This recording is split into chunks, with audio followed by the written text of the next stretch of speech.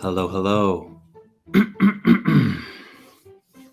What's in store for us today? Why, I'd like to say a little tidbit of info on my mind. This episode is full of life, and yet it also has several technical difficulties. But as you'll see, we move throughout this with ease. I'd like to introduce you to Sarah Love, my fellow friend, my fellow human, just trying to find out how high we could soar and we can roar. And I know that you don't know quite what's in store, but I do. I'm telling you, you'll be asking for more. Wait, stop. Playing around, I thought that we might have made a mistake by thinking we were too late. Yes, indeed. In fact, we are right on time. Welcome to the place where your mind and mine and Sarah's all combined. Okay, look, you asked for it. I'm here to deliver. I can't pass the ball. I just ask you all to come on the pod and we'll have a ball. Whoa. And so, really, dopeness is in store for us. I can't do much more than just trust that I'ma make it happen any way that I can. I'm in command. I know where I stand. I'm up and atom. I'm up light. Look at the sunshine. Let it enlighten my eyesight. Now I can see something that used to be dark to my perspective now is truly visible, and we can now move free and bust out of a prison of mindset and see the beauty that we don't even know exists yet. But you're here. It's growing. It's blossoming right before our eyes. Welcome to Never Stop Learning. Let's get into the episode.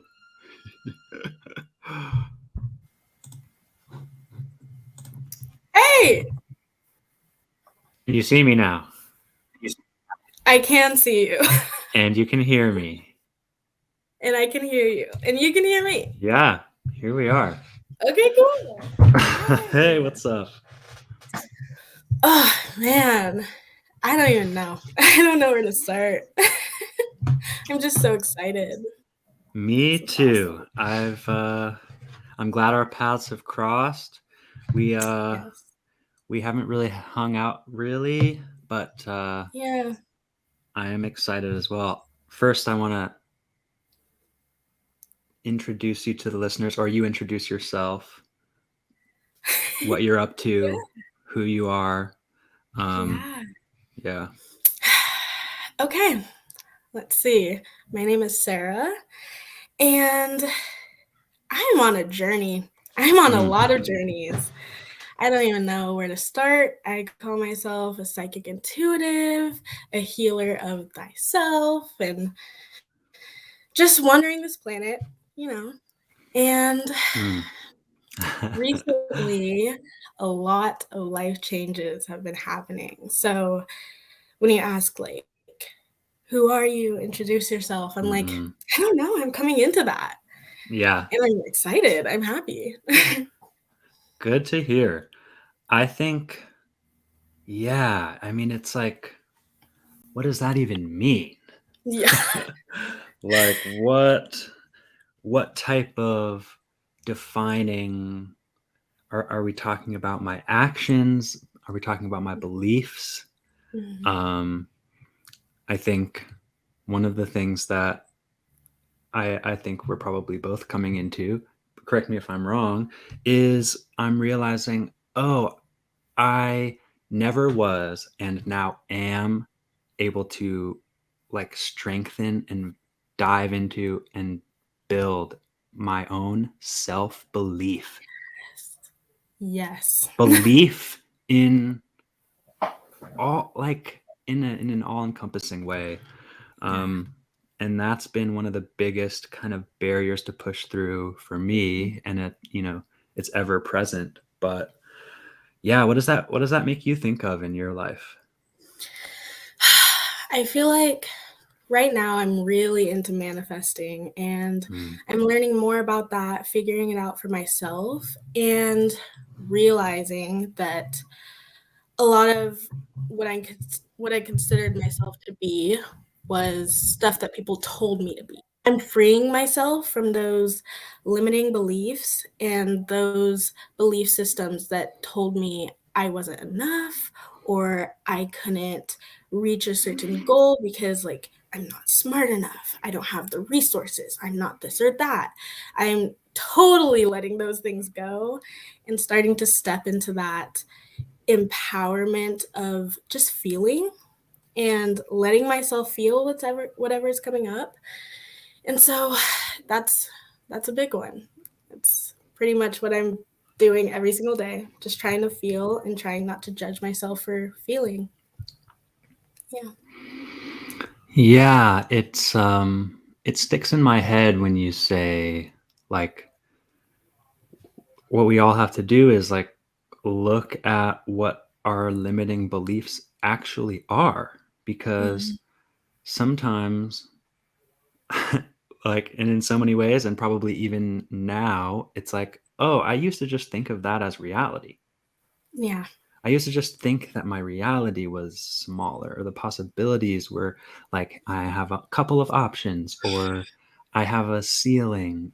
And my thing for such a long time was just like saying, kind of thinking about my self belief, thinking about how I was constantly trying to look for evidence in my past of why I'm not good enough to try to do something awesome that I love or that seems Mhm. hard, or yeah. So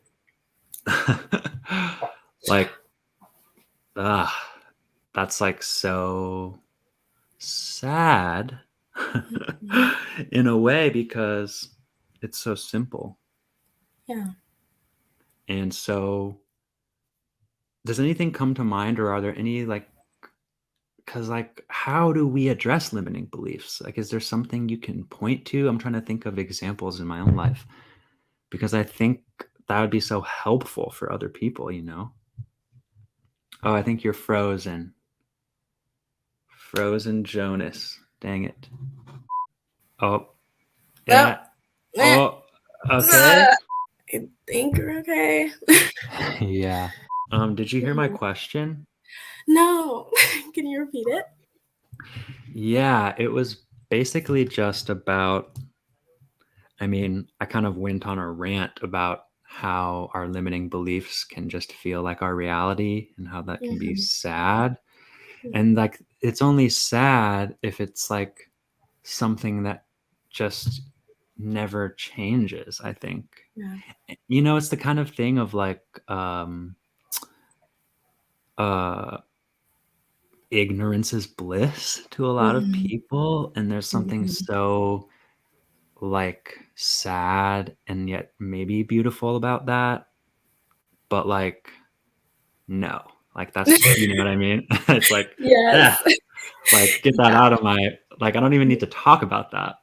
Um, yeah. So, in your experience of, not that it's a done thing that you've checked off and said limiting belief, now self belief or whatever, but yeah, is there anything Mhm. that you've addressed, or that's been a challenge that keeps coming up, perhaps? Yes. Okay.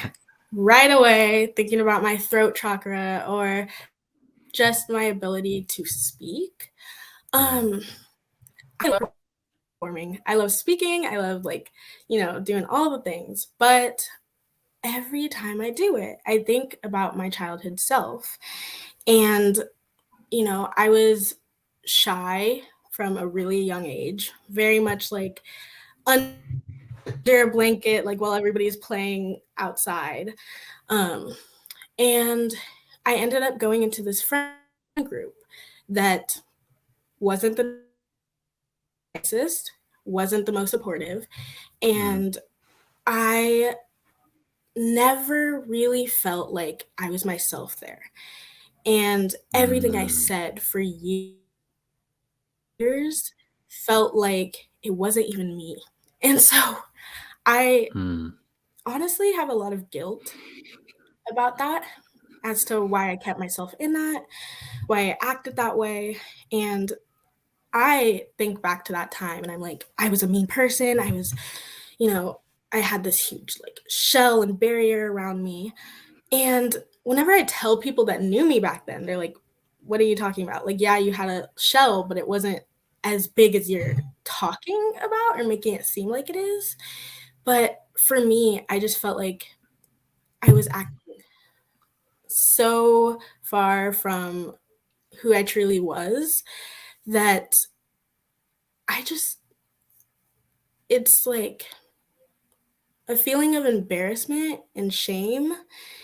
Mm, And knowing that I went so long without confronting the fact that I was in a situation that I didn't want to be in, mm, I'm scared now when I speak that I'm not getting everything out that I want to say. I'm not mhm, at my like best point, and maybe later on I'll think, oh, I shouldn't have said that. I shouldn't have thought that. I blah blah. Um, and so it's yeah. constantly that second guessing that's like, okay, don't put yourself back there. Like, be your highest self right now. Know everything right now. Always be the best you. And that is something that I'm working through and something that I'm trying to forgive myself every day. Like, I wish I was joking when I said every day, but really, I wake up and I see myself now and I'm proud of myself. I'm happy. I am so grateful for this life, but I still feel like I need to apologize to my past self and say, I'm sorry. Mhm. Yeah. Yeah. Yeah. I mean, golly. I say this all the time that it's really almost it's like life changing for me to spend time now like sending love to my child self, to my younger self, to the me that I look back with all of this like regret and guilt and shame and like Yeah. and to literally just say like I love you, you are okay, there's nothing wrong, you Mhm. are it's gonna get better. And to then be able to, through my actions of loving younger me, Mhm. I can then at the same time feel older me loving me. Yeah. And that's hard. And there's all these ways that I try to interrupt the Mhm. loving flow with all of these excuses and I wish I wouldas. And Mhm. so yeah, I think this is a good thing because I think these moments are Mhm. really freaking powerful and it can be something that we can return to root ourselves, whether it's a time when we did believe in ourselves, right? What part of our brains is I like to refer to it as my inner critic, right? The Mhm. criticizer, the one that's gonna take anything Mhm. Mhm. and and say I'm looking at the sunset and my brain says, well, it'd be better if this window didn't have a screen on it Yeah. because then I'd have a clearer view. It's like, oh, like the silliest ways that I'm taking myself out of things. Mhm. um and so yeah, in Yeah. the same way we have the power to put ourselves in. I can't see a little glitchy. All right, we're gonna wait it out. Yeah, I wanted to ask, when did Yeah. you start to notice your inner critic? And when did you say, wait, like, this isn't loving. This isn't a nice thing to say. This isn't helpful. Hmm. Yeah, it's funny. Right away, I want to be like, not soon enough. Yeah. And so it's like, oh my God, just like it's Mhm, never mhm. ending. It's like Yeah. relentless. And so, yeah, it's really just been the past couple of years, like 2 or 3 years. Mhm. It's like the thing where, like, you imagine something about to freeze, and it's like Mhm. it's like getting to 33, 32 degrees, and you're like, Mhm. whoa, here's this one moment where something froze. And you're like, well, actually, it was the fact that it went through this entire gradual process of getting colder until it hit that breaking point. And it just so happens the breaking point of water is this measurable thing, right? We Mhm. don't have that 32 degrees Fahrenheit number for us to know when we've hit that point, when I said or even realized, oh my God, there I have an inner critic. And really, my relationship with Lane has been so helpful Mhm. in her being someone who listens to me. And so often I am being the critic. Yeah. I'm being like the extra stress or, oh my God, it's probably ruined type guy. Mhm. And that's like how I react to things. And so having Lane there, someone else to like where I see the way she reacts to what I Mhm. say, helps me to hear what I say more clearly. And I'm like, whoa, whoa.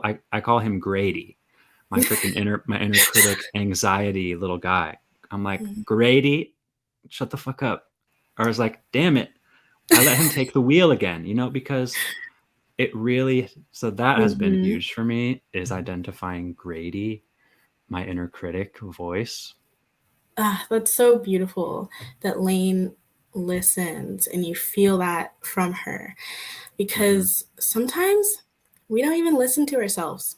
And it's hard Yeah. too, especially when you're aware of your thoughts and you start to go down this path of like, okay, I can see where this is coming from. Like, let me get better in this way. Let me do this better. Because it's like, Oh shit.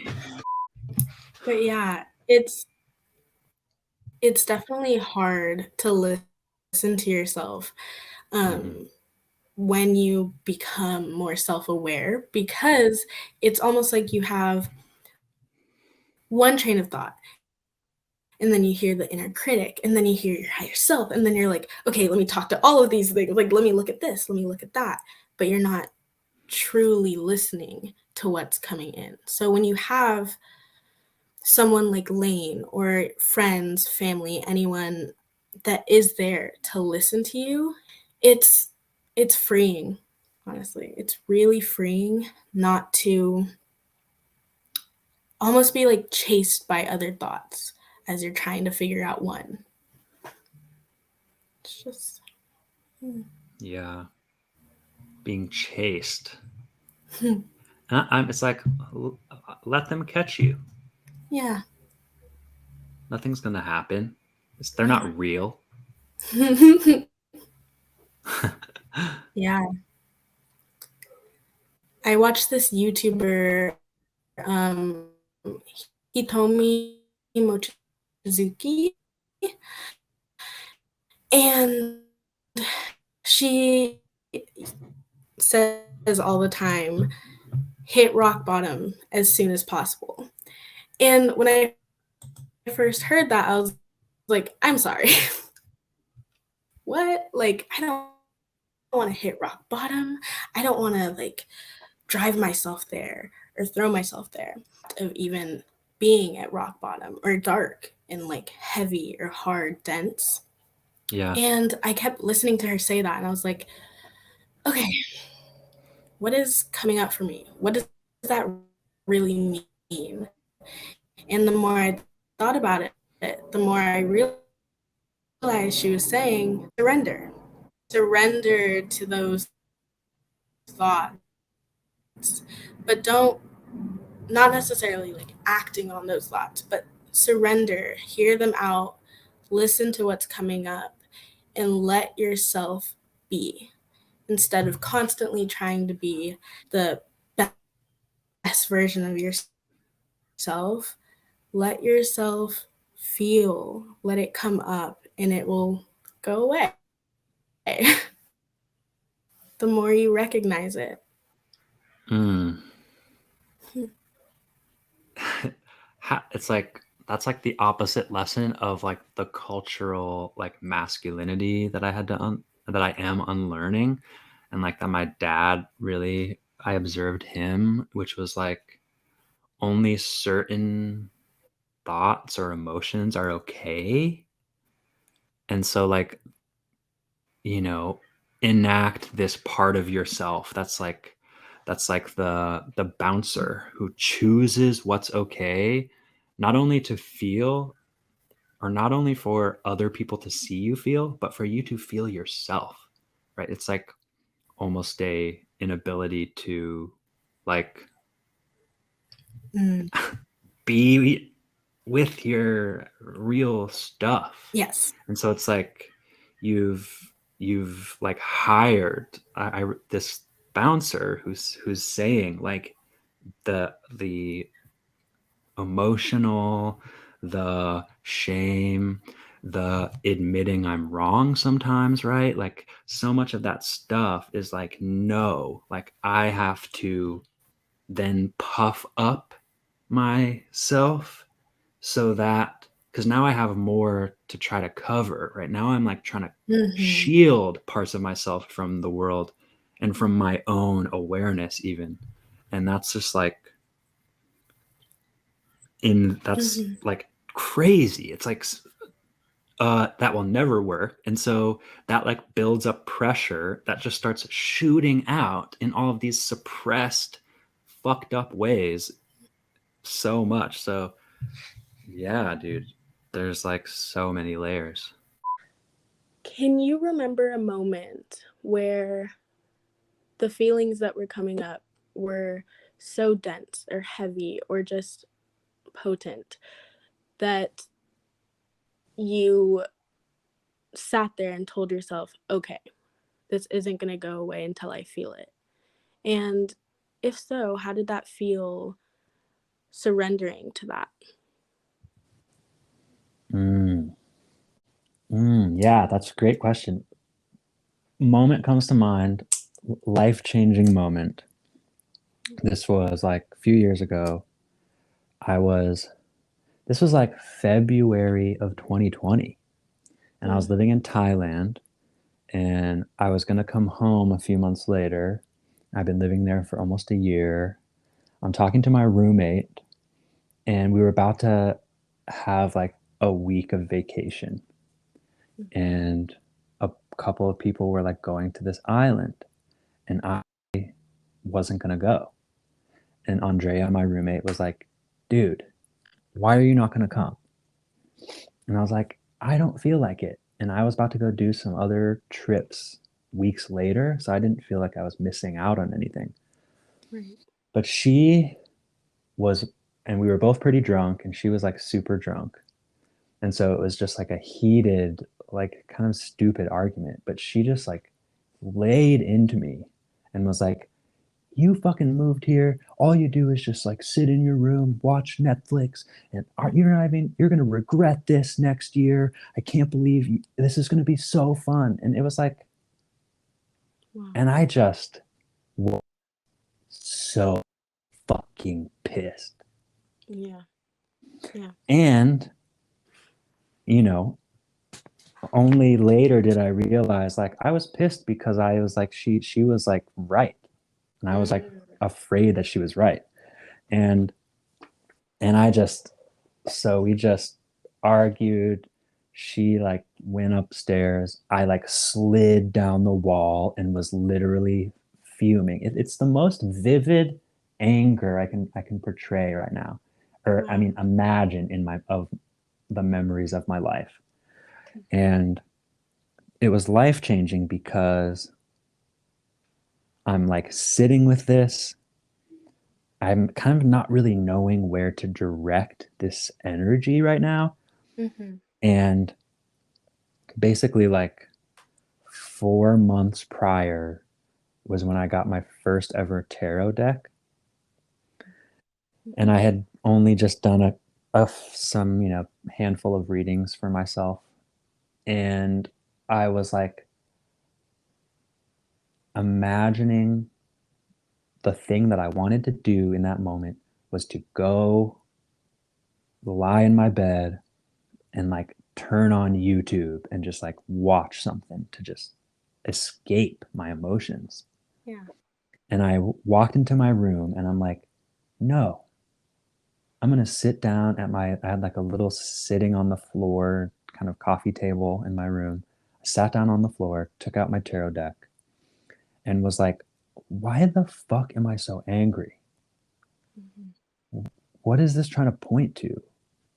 Why am I so afraid that she's right? So what if she's right?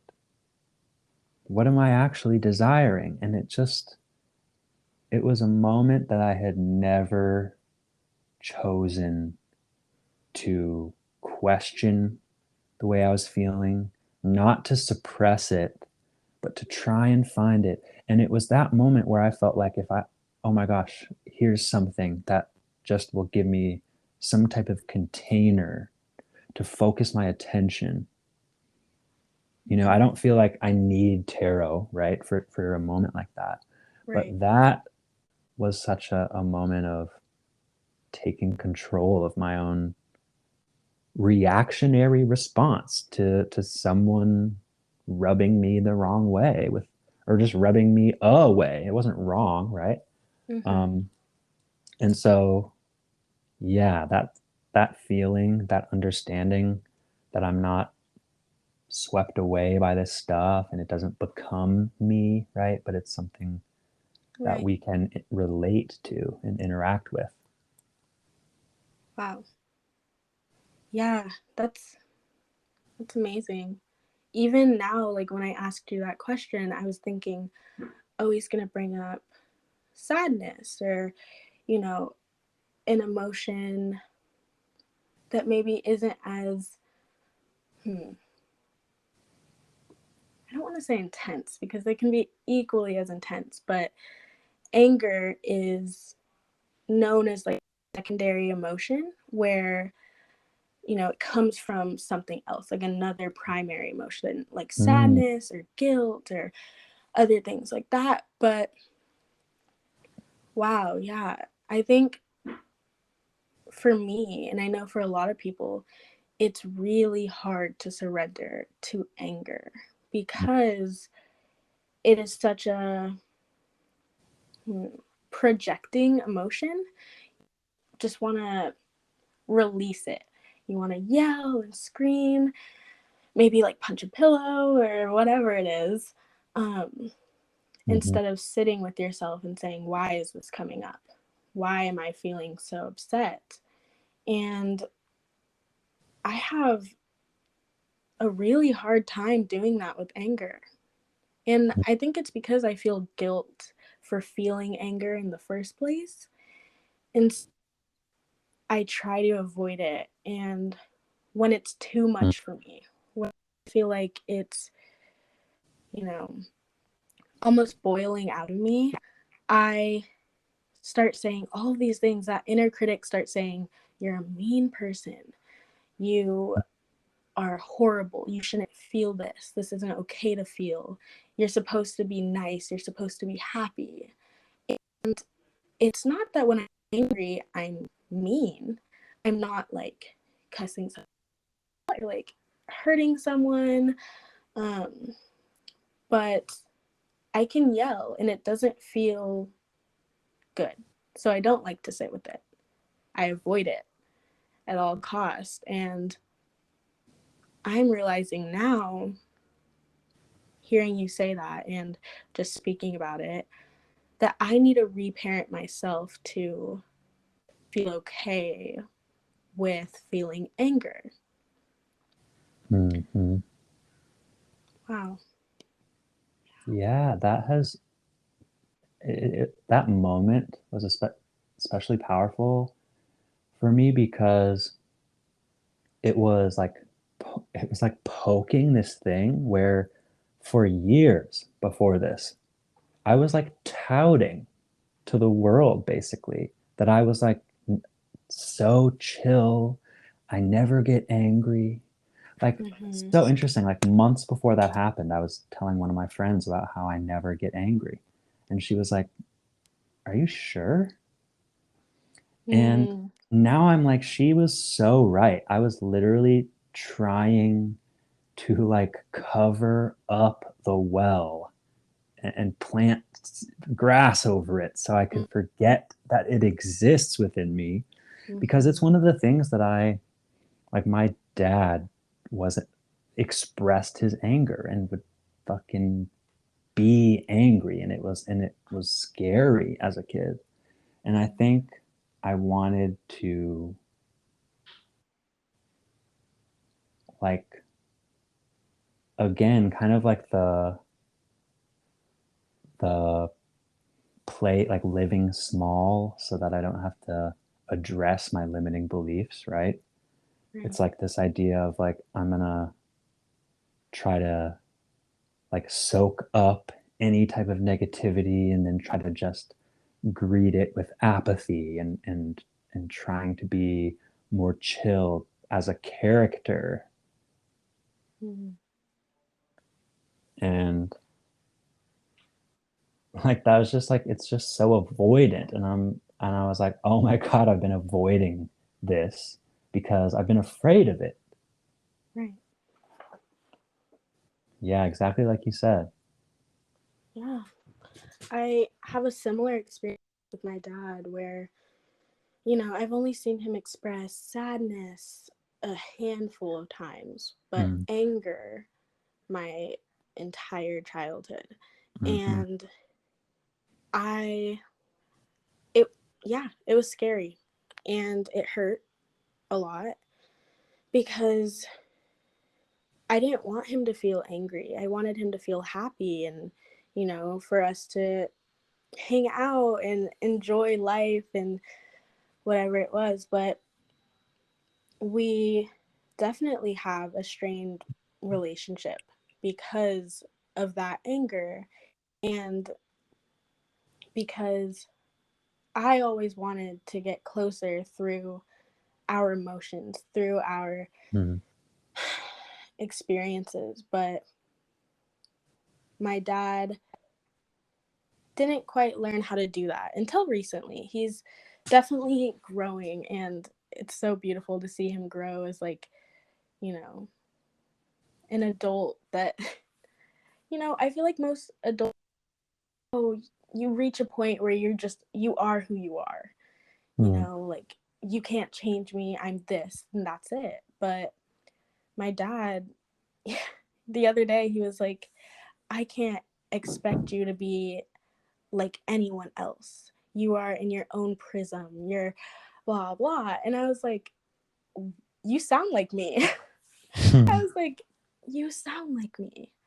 And I find that I'm a lot more like my dad than I'm willing to admit. Yeah. And that's like, it's really interesting to navigate that because having a strained relationship with him, does that now mean I'm going to have a strained relationship with myself because I'm like him? Mm. Or do I change that? And man, it's really kind of like a dance. Life is just a Mm. dance with yourself Mm. and figuring out how to surrender and then forgive and understand and empathize with not only myself but my dad and with Mhm. society and humanity as a whole. Those are big tasks, but very healing. And it's something that I'm working on while trying not to put too much pressure on myself Mm. to all of a sudden be there and be like, I forgive everyone. Like, I have no negative emotions at all. And even saying negative emotions, like, Yeah. right there, caught myself right there, judging for those emotions without even like those are bad, those are negative. But, Mm-hmm. you know, we're kind of used to that as a society of emotions.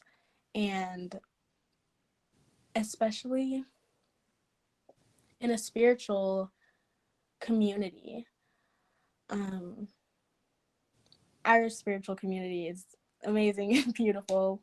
Um, and I find it unique because a lot are about only love and light, only feel positive.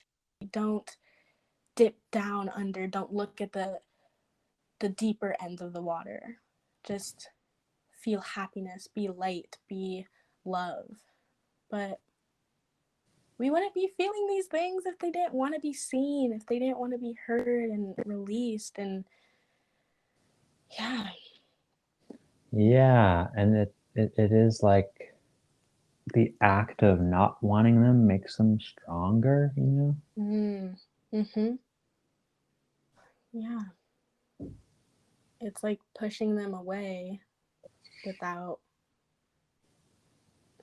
without really even acknowledging them. It makes them angrier. It makes them want to be seen more because we're just pushing them down instead of saying, "Hey, I value your state of being, but I want to release it through looking at you, Mm. through feeling." Yeah. Yeah.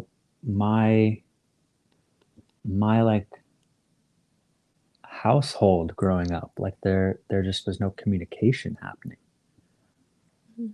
And so I just like unknowingly like brought that compartmentalizing, like who gets to see, I'm like I like splintered myself to show up in as particular parts of myself where I felt that was what was expected or that's how I wanted to be perceived. Mm-hmm. And like that's exactly what my dad was doing in the energy in our house without us ever, being able to actually know it.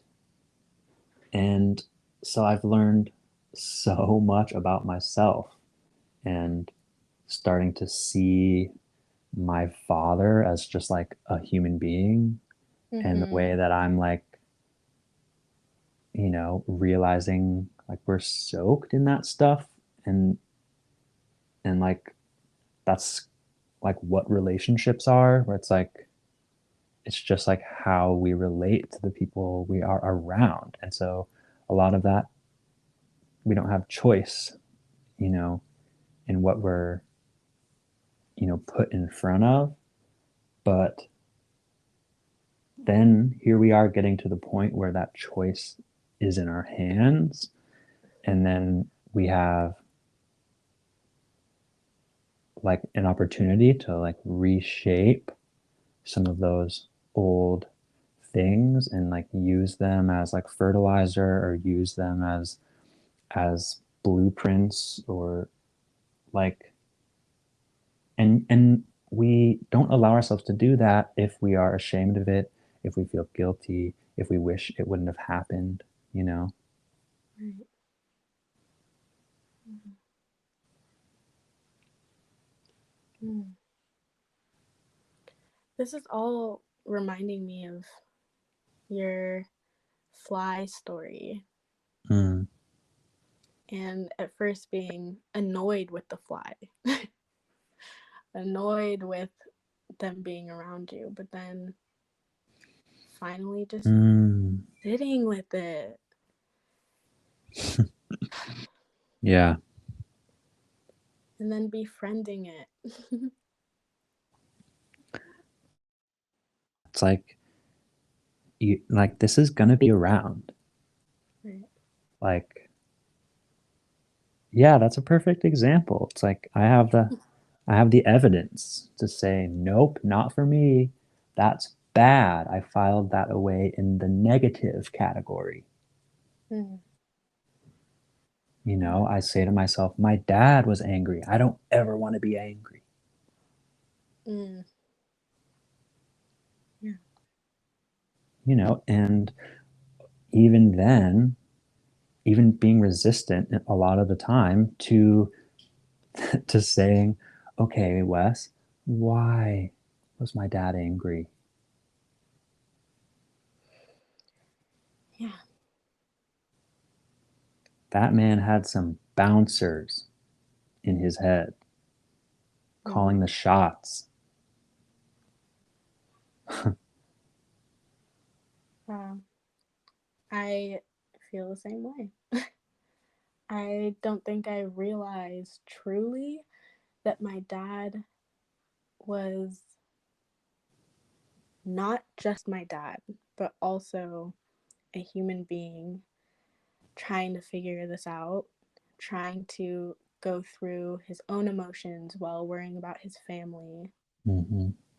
I didn't realize that until I was mm, probably getting out of high school, like 17, 18. And for most of my childhood, I was like, why is he so angry? Like, I don't want to ever be like this. Like, we're never going to be close. We're never going to connect. But as I grew up, I just, I started to realize, he is a human. And it's not an excuse for, hurting people or bad behavior, whatever it is, but it is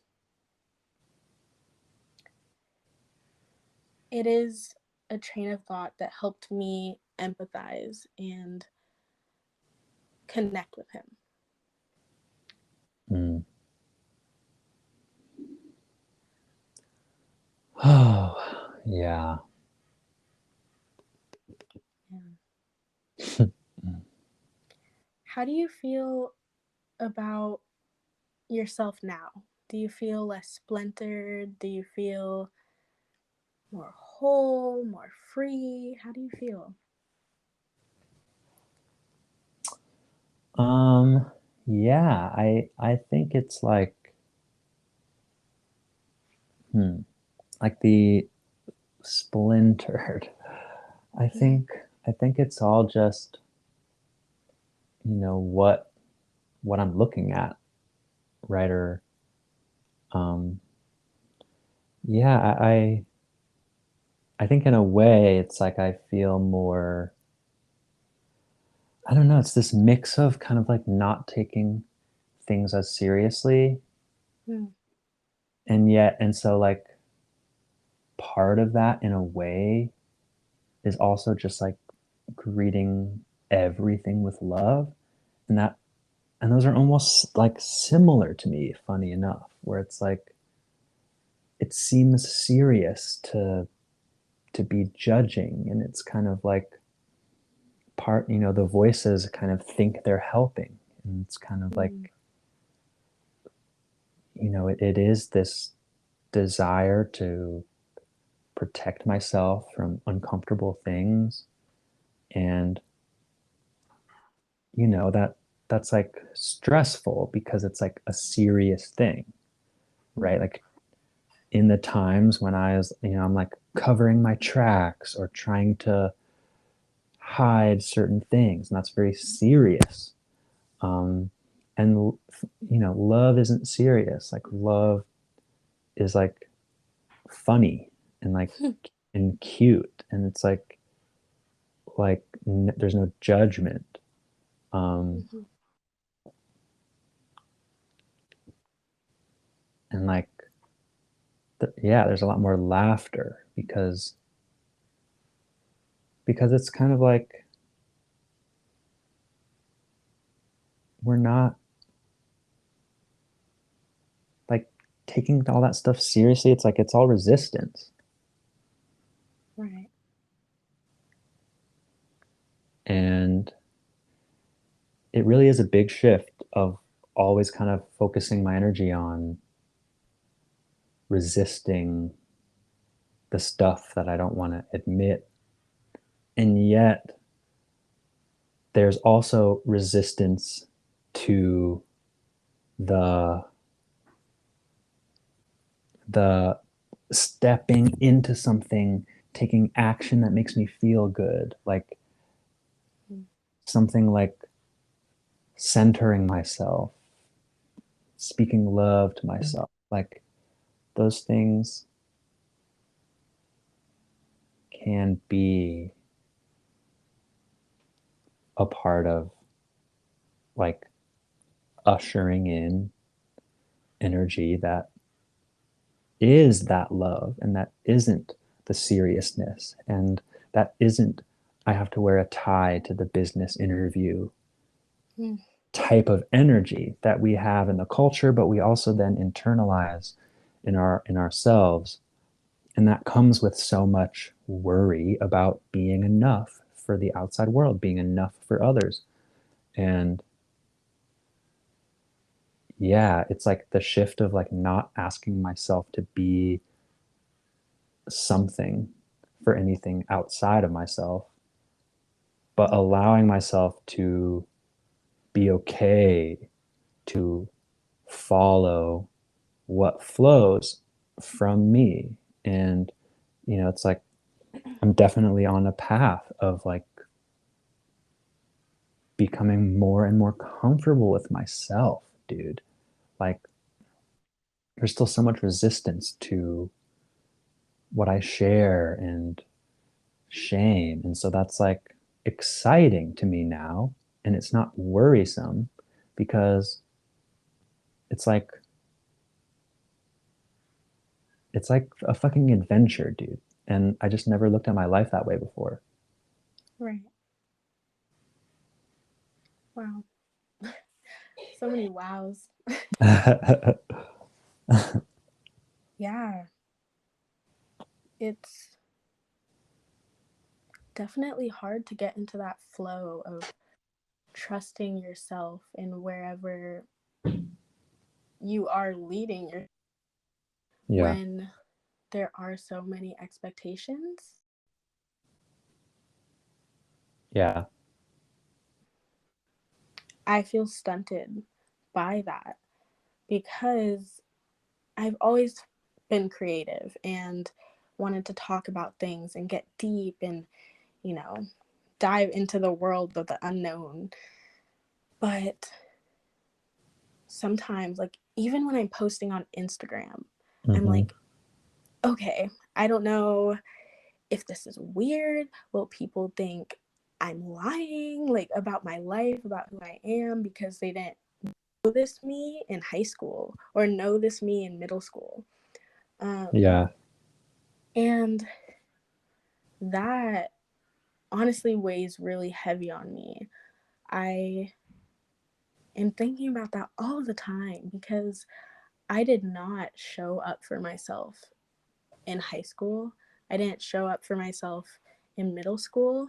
And, I was working through depression and anxiety and a lot of different things that took a lot of my mental energy and time.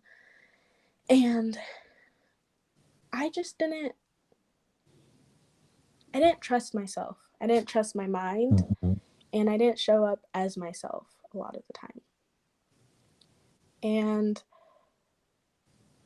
yeah, so now I second guess before I show myself to the world because I'm like, okay, is this the full me? Am I really showing up? Will they think that's weird that I'm showing up? Will they think that I'm being too much or I'm trying too hard to be someone I'm not? Even though it is who I am, they just may not recognize that person. And Yeah. yeah, there's splinters. There are Mm-hmm. splinters in my life timeline.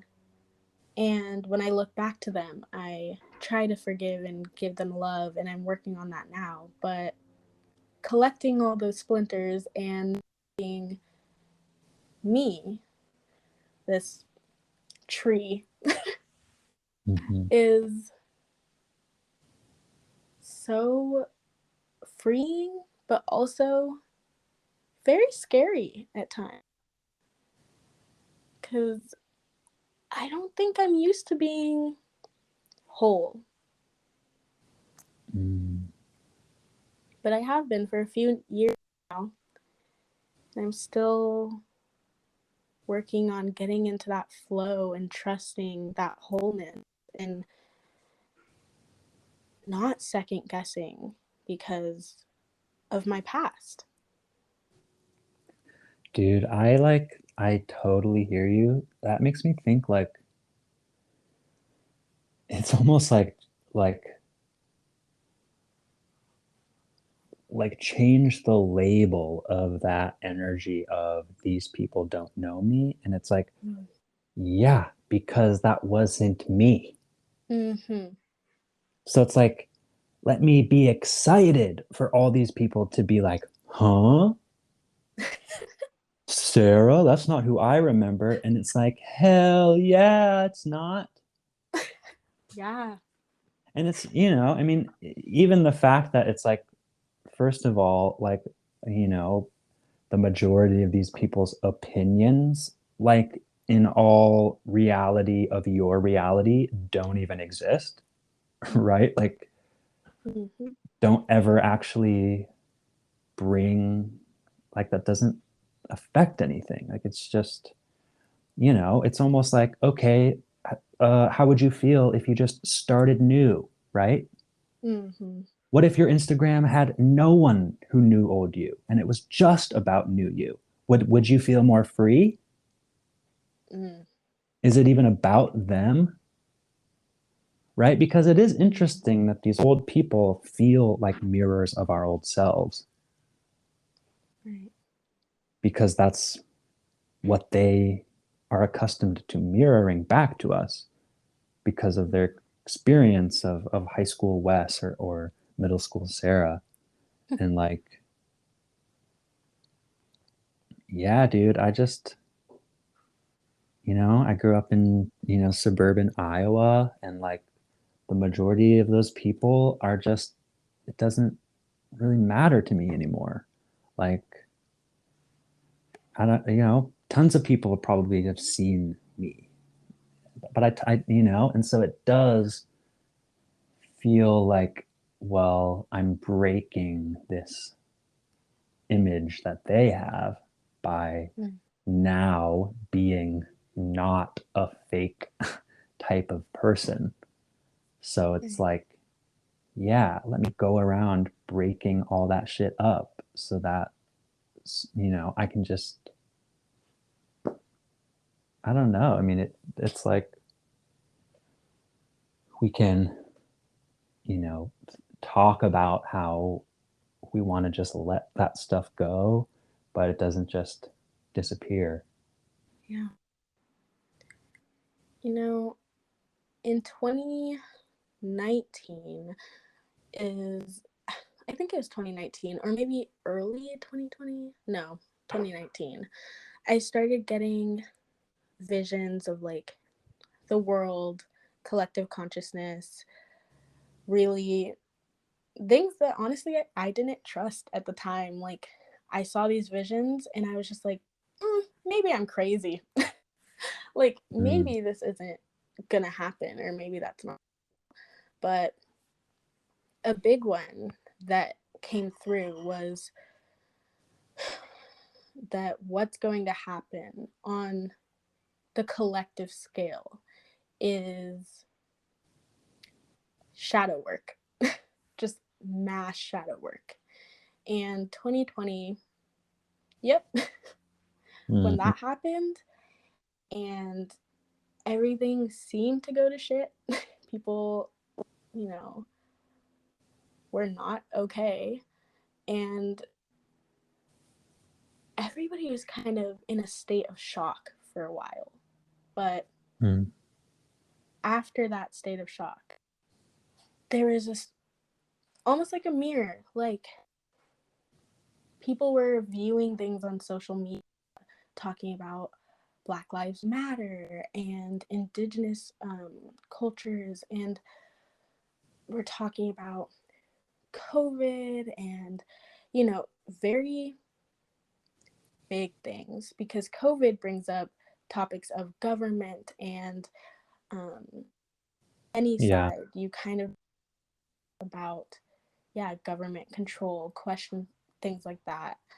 Um, and that made the collective start to see the shadow of life, of the Mhm. world, how things have been in the past. And then you see a lot of people feeling what we're feeling and what we're talking about, looking at our past and being like, that wasn't me. How do I show up now? How am I going to be free? How do I express myself?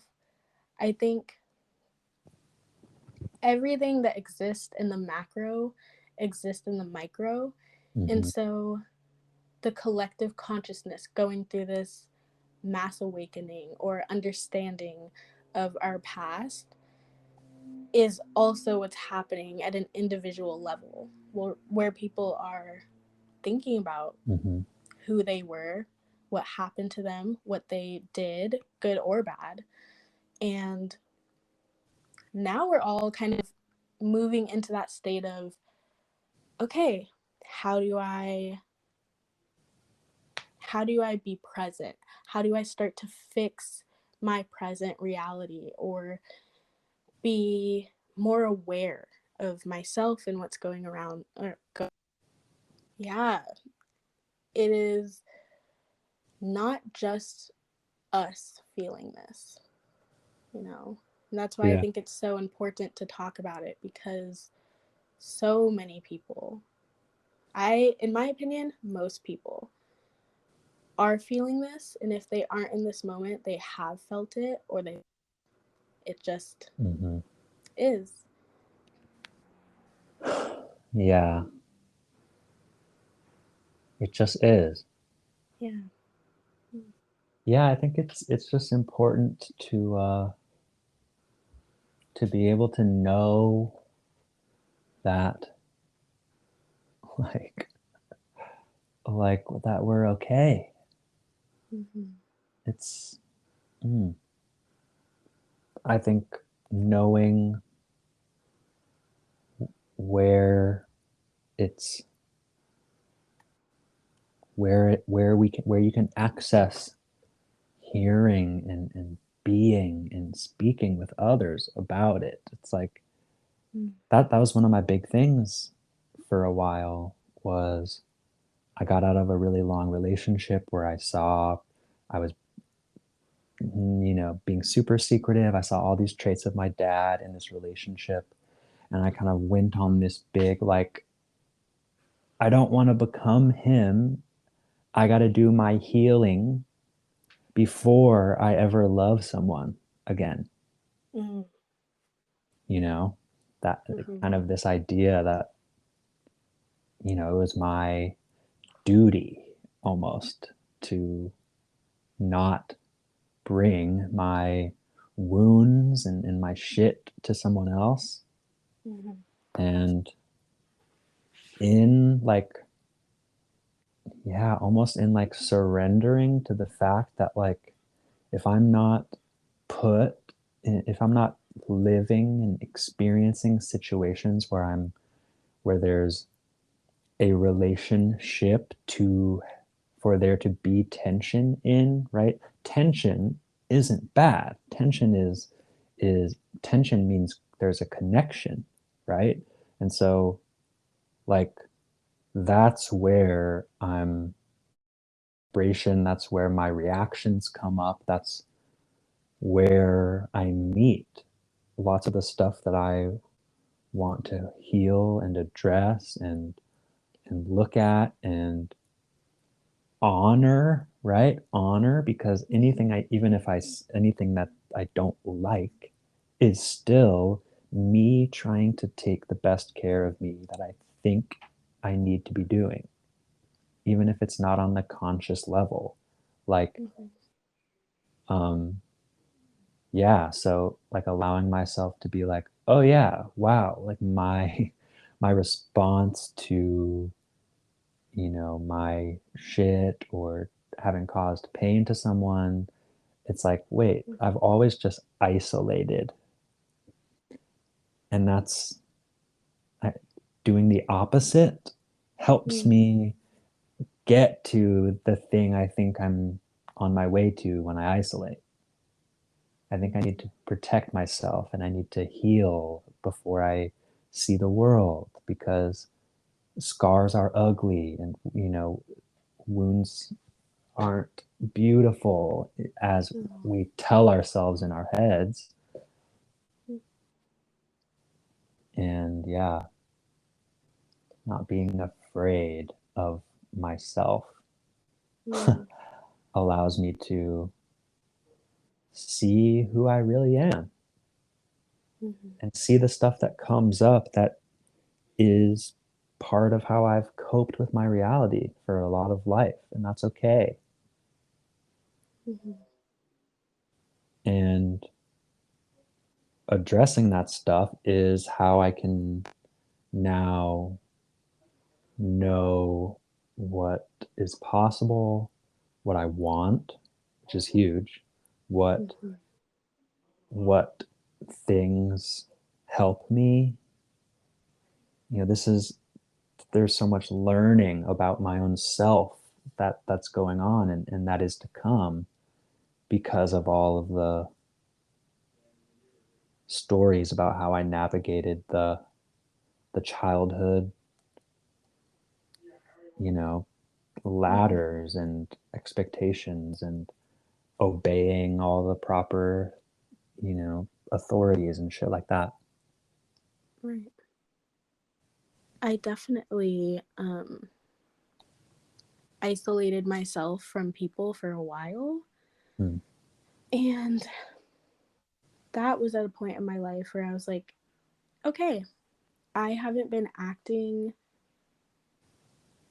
as my true self. And because of that, I want to take time to be and sit with myself mm, until they're back, yeah. until I'm back. And I did that. Then I realized afterwards, I didn't, okay, I'm ready to come out of that isolation and face the world again. I found myself a little stuck and almost used to that isolation because, I found myself there. It was a Mm, place of peace and understanding. And yeah. I think deep down, maybe I was afraid to lose that, lose that understanding. Mm-hmm. And my best friend, Hannah, she was with me through it all. I mean, middle school till now and forever on. Um, she saw like all of the Sarah stages. And I remember at this point, I was watching her be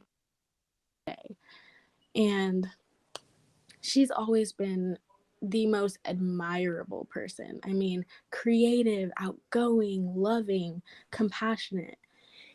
And at first, I looked at that with envy. And Mm-hmm. I said to myself like, why does she, have all these friends? Like I am not that. Like I can never be that.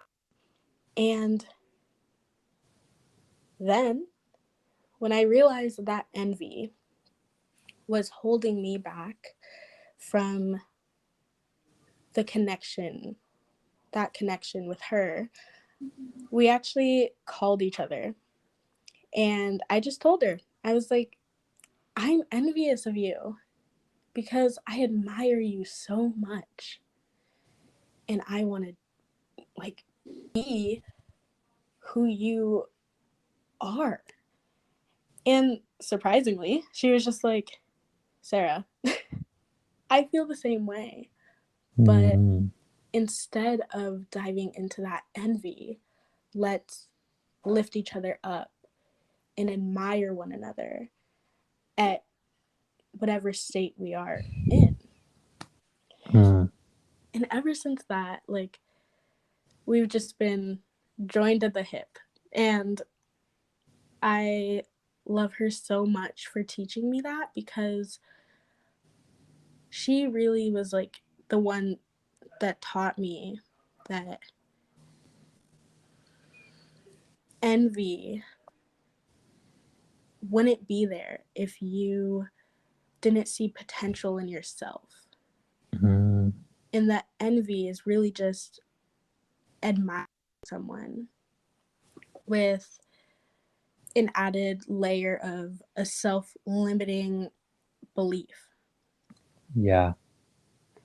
And after that, I started going out and talking to people and showing up as myself, because I realized that I am myself. I don't have to be anyone else. And I can show up as me and be proud of that and admire that. And yeah, some days it's hard to put myself out there and to show up as myself, but I've been doing it for a couple of years now, and the payoff is unreal. Hmm. The community that I have, the people that I meet, including you, like, that is something that I'm just going to be internally grateful for forever, because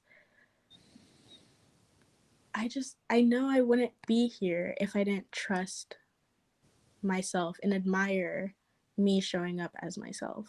Mm. Yeah. Yeah, dude, I think I said this like a year ago, probably on TikTok, where I just said, you know, the culture kind of told us that we should desire to live in a fucking mansion. That is so fucking isolating. Mm-hmm. Private shit, big house for me. Why? It really, and so it's like that's like a funny one, right? Because it's like,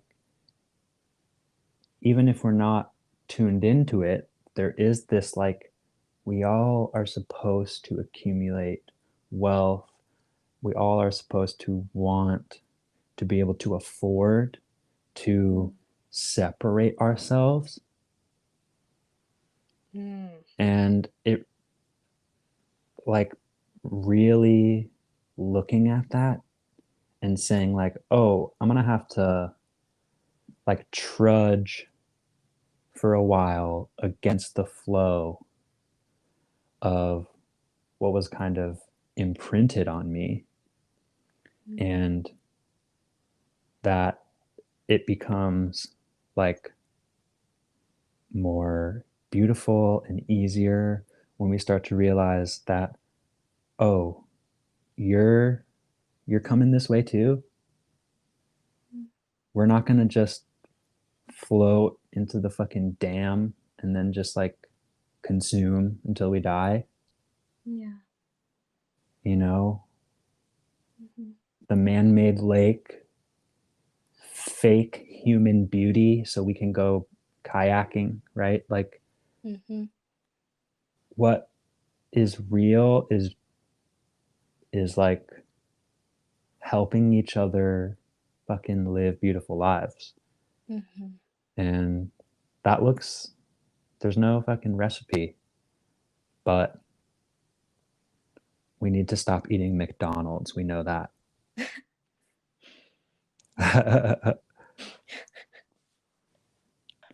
Yeah. Ah, that's so true. Yeah, dude. And like you said, you know, every day we are or have the opportunity to meet someone new, to find another doorway into another community, to invite someone into ours. Mm-hmm. And like, that's the never ending fucking flow, is finding the people, all of us out here, who all are like, I don't really vibe with my high school friends anymore. What do I do? Who am I?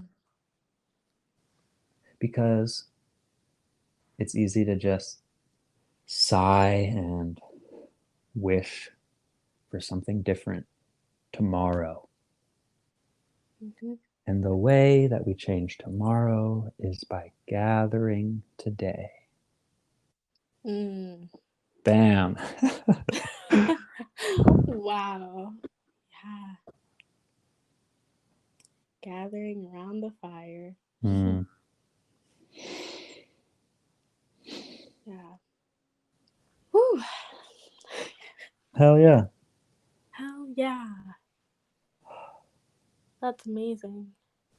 I think man made things are so isolating in nature and like isolating at a grand scale where, you know, it's making it harder for us to connect with nature and Mother Earth. But also, like, yeah, at that level of like, we are told that the goal of life is to consume Mm. as much as you can, to get as rich as you can by, you know, staying in school, getting a degree, getting a really high paying job, doing that for the rest of your life, um, buying property, and then that's it.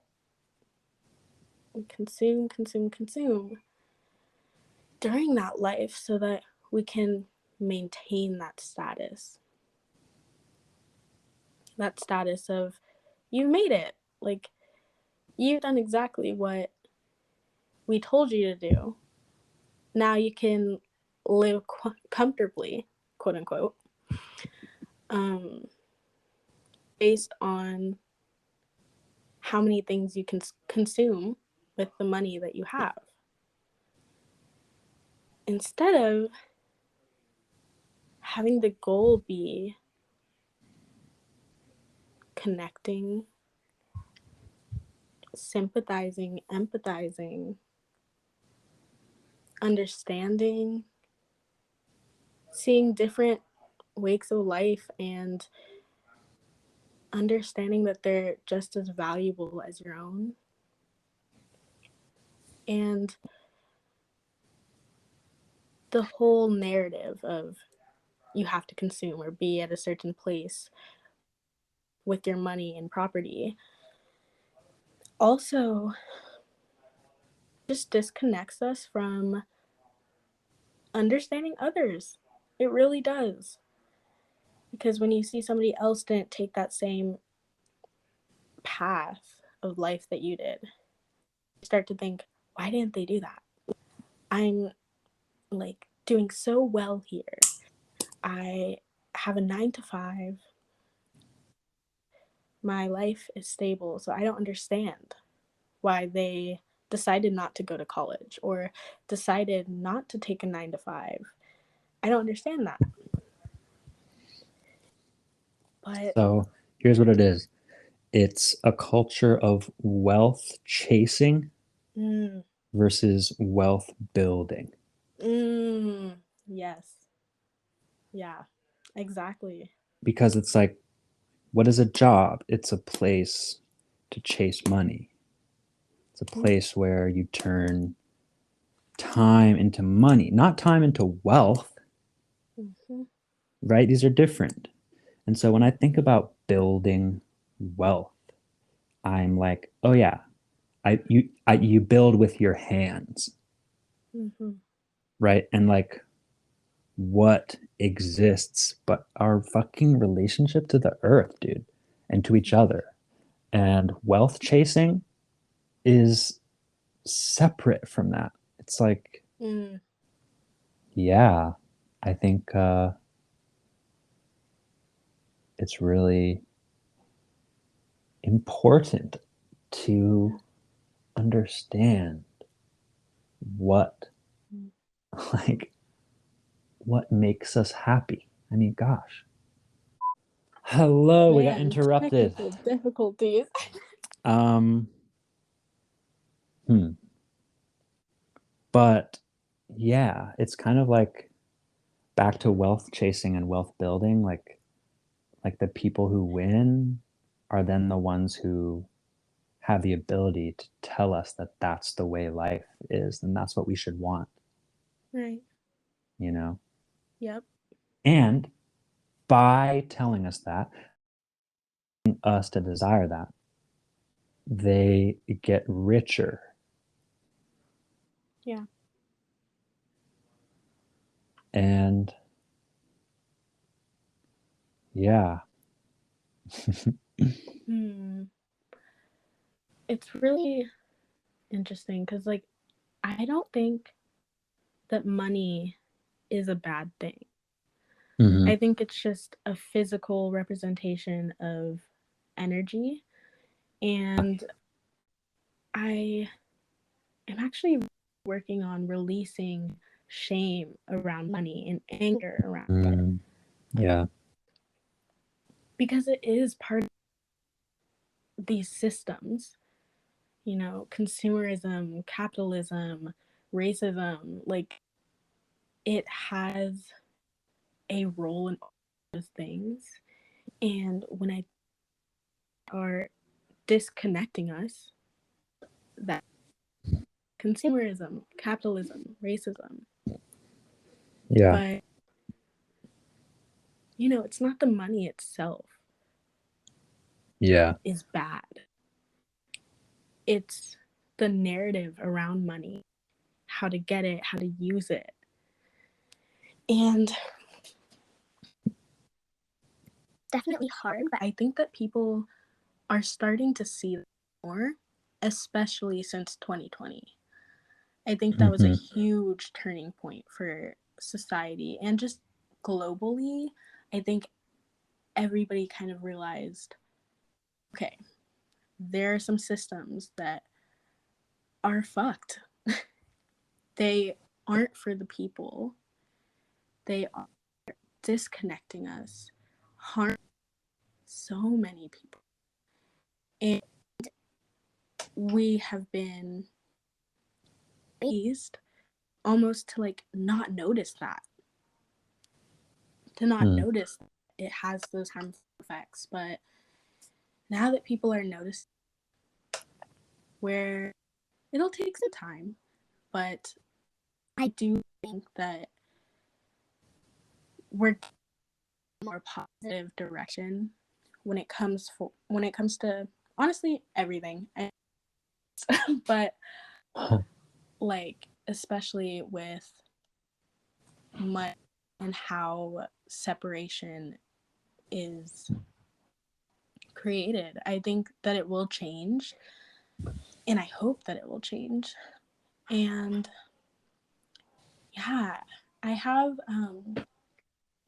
you might have met her, I'm not really sure, but I have this friend Christian, and I've known her for a very long time, but we just started getting really close. And yeah, we'll like be at the beach or just like out somewhere, and every person that walks by, she's like, hi, how are you? Or I like your top, like have a good day, you know.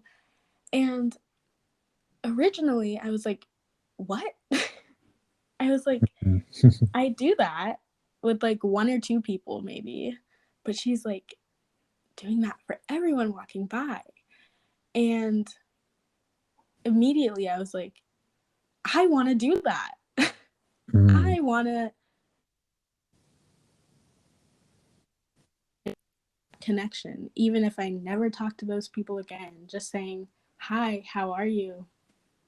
You know, morning, just little things like that to start building a community that has been separated for so long. And it's really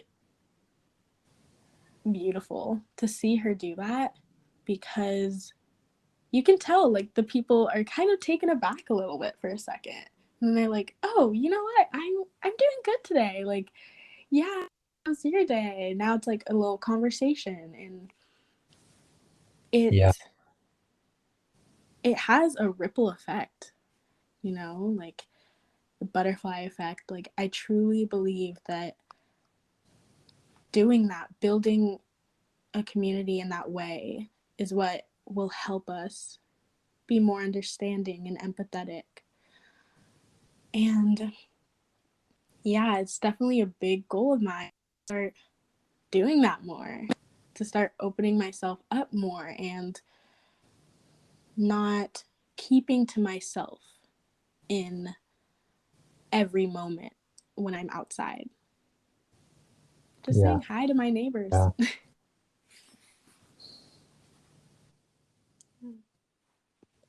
Yeah, that's such a great reminder. It's so easy to just keep your head down. I don't know that person. I'll never see them again. And it's like, those are still beautiful moments where connection is possible. Mm-hmm. And it's like, to be the one who is the extender of the hand, who offers up the opportunity to respond, like, exactly, like, that's what we can do. And we know that most people don't do that. Right. Yeah.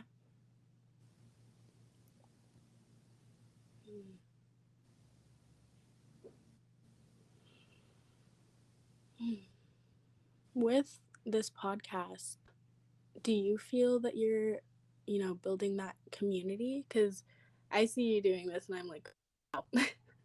Like, he's connecting people. And even if I don't talk to like a person that you're talking to on a podcast, I still connect with them. Mm-hmm. I hear what they're saying, and it right there, and Yeah. like just listening, and it feels great. How do you feel about that? Yeah, it's life changing for real. Like, Mm-hmm. because it's it's like, it now shows me that, like, I am capable. It gives me opportunities to, um, yeah, like, to, it's the exact thing. This can be the people on the beach. Like, this can be, but not everyone lives by the beach, right? Or not everyone Yeah. is gonna say hi to that thing. Not everyone, and yet, to be able to invite people here to express their thoughts here and to listen to others, Right. like, yeah, and it's yeah, it helps, in a way, helps keep me grounded in my pursuit of continuing and rooting myself, finding other places to invite people to, like, physically, online, in your ears, with your eyes, with reading the caption that I post on Instagram. Like, all of these are invitations Yeah. to step out of your own experience and to be able to hear a little bit, see a little bit of the other perspectives. Mm. Yeah, dude, I'm really grateful to have pushed myself into a place of believing that I'm enough. And it just comes from like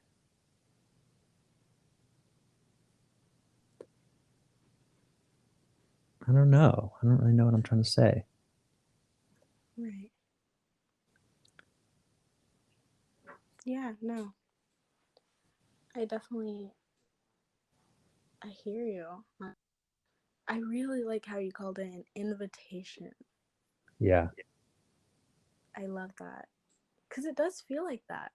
When I write captions or like I post on my story, I'm always like, it's like an invitation. Like I want to hear what came up for you when you read that. Do you resonate with this? Or maybe you have a different experience, Mm. you know? Tell. Yeah. And getting to that place that you're talking about of knowing and feeling that you are enough. Wow. Yeah. It's like, I know that about myself. I know that I'm enough, more than enough. But sometimes, day to day, you forget to treat yourself like you're enough. Yeah. Because we're in a society that doesn't really tell you that. But Right. We have work to do to become yeah, enough. we have work to do. And that's pretty cool. Even though it's work and some of the things are heavy, it's there's a huge potential for a better reality, for a more loving, compassionate, because we can work on all of that. Yeah. And I think in that recognition, there's the hoping to find it. And then there's the I'm going to create it. Yep. Mm-hmm. I'm going to create it. Yeah.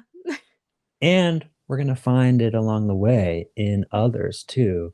But yeah, it's the difference in like, I hope it comes, Mm-hmm. kind of this feeling of something that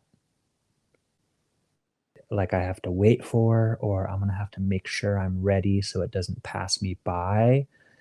Right. Which again is like almost like a splintering of ourselves, like a feeling that it's not up to us. Mm-hmm. And it is. Yeah. It's like manifesting, right? It's, I mean, there are some things that I just know. Like, I just have a feeling. I know I can't really give you more than that. And one of those is that knowledge that there is potential for, yeah, a better space to create a new world. But I can't just sit here with that potential and say, yeah, hope that comes to light. You know, Yeah. Yeah. I can't do that because I see where that potential is.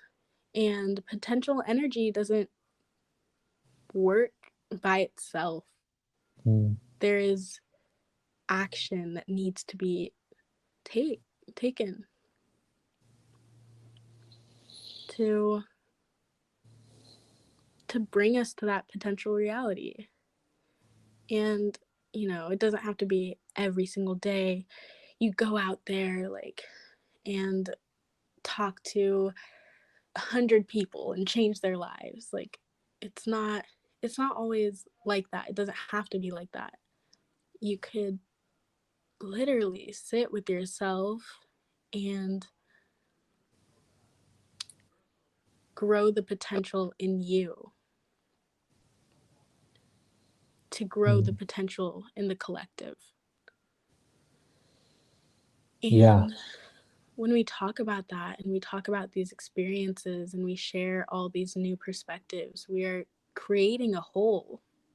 And here now we're back to the splinter thing. Like every single person is a splinter of the collective.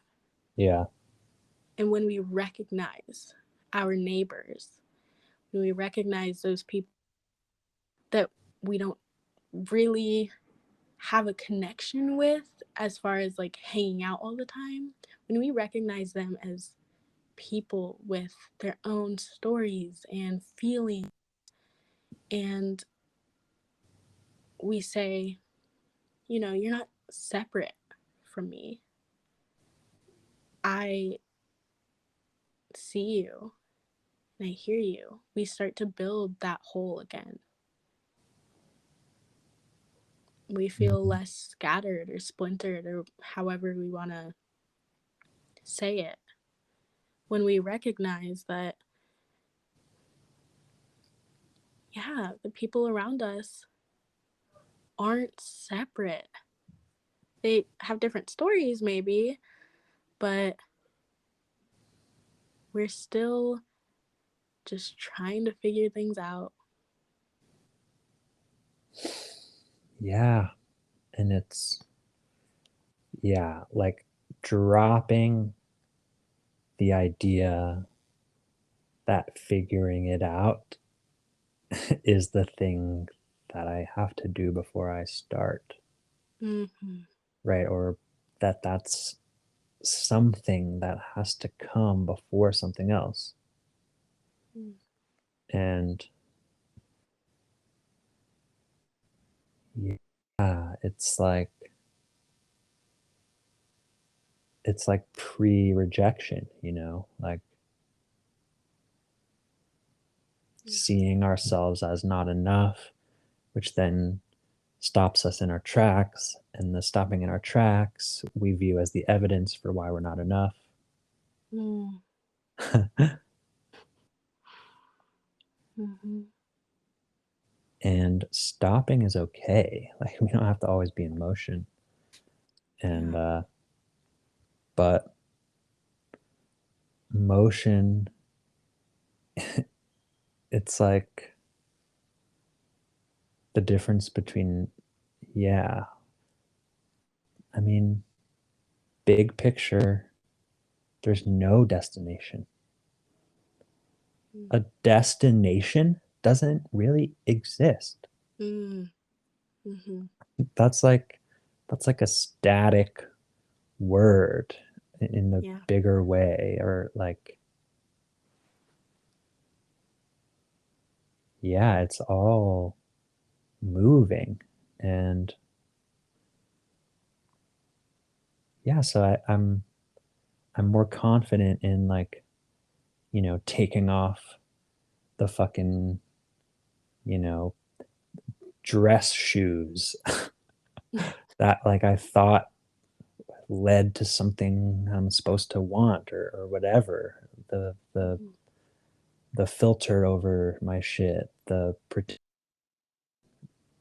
type of mentality, put masking up to be okay, or safe.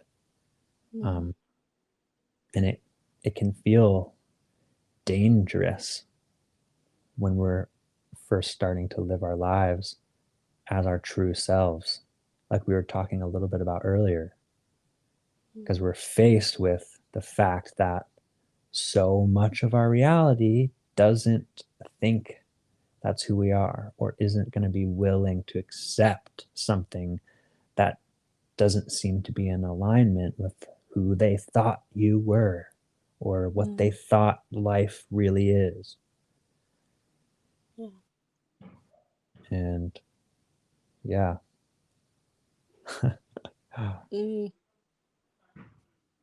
Wow. Oh, awesome. Yeah. Thank you so much for spending the time with me today. Of course. I would do it again.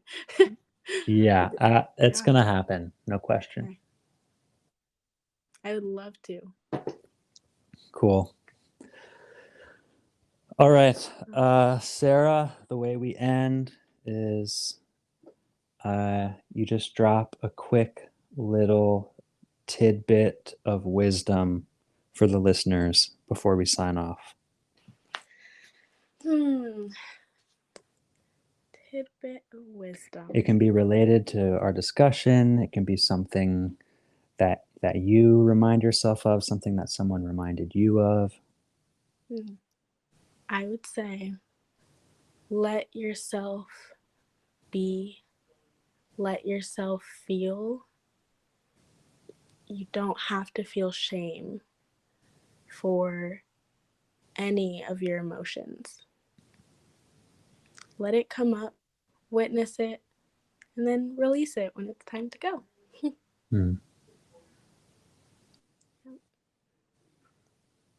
Thank you. Yeah, anytime. I'll see you again. Talk to you later, Sarah. Talk to you later. All right. Bye. Bye. Thank you so much for listening, my dear friends. It means the world to me. We're living next to this school right now, and every weekday, being able to hear these sounds of complete joy reverberating through the air reminds me of how serious we are constantly being about shit. And it really helps me to peel back my expectations or the mask that we put on, because we are often performing our normality for the strangers that exist in our world around us, right? And I think it's so cool that on the elementary school playground, or in the virtual podcast, or in the talking at a coffee shop, whatever that can be, wherever you can find a moment where you can just